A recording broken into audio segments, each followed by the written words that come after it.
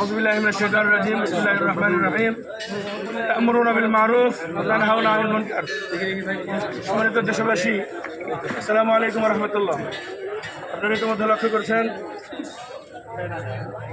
খনি হাসিনা দেশ থেকে পালানোর পর তার নিকৃষ্ট টোকাই বাহিনী ছাত্রলীগ, যুবলীগ, সন্ত্রাসীদেরকে দিয়ে সারা দেশে একটা বিশৃঙ্খল পরিস্থিতি তৈরি করে এদেশে গৃহযুদ্ধ লাগানোর পায়তারা করছে।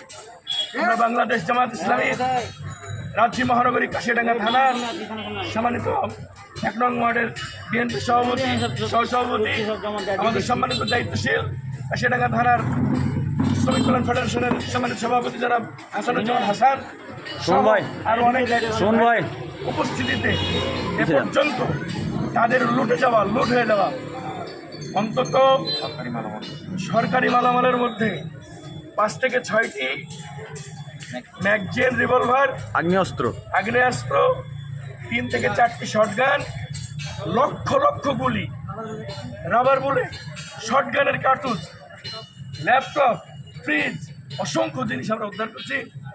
এর মধ্যে আরও আসছে।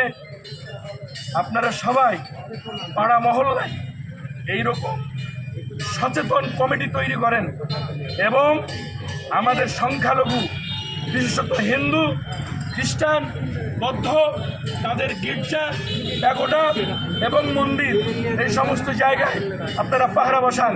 এই খুনি হাসিনার রেখে যাওয়া স্বৈরতন্ত্রের বীজ এখনও আছে।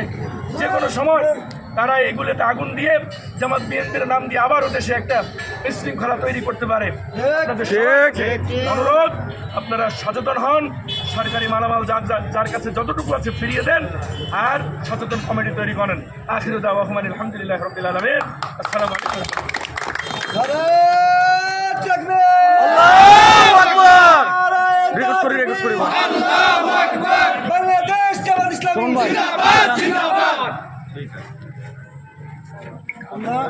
রেকর্ড আছে এখন রেকর্ড লাগলে ছেলে লাগলে আরো লিবা নিয়ে তোমরা থাকবে, তোমার সমস্যা হলে আমাদেরকে বলবা।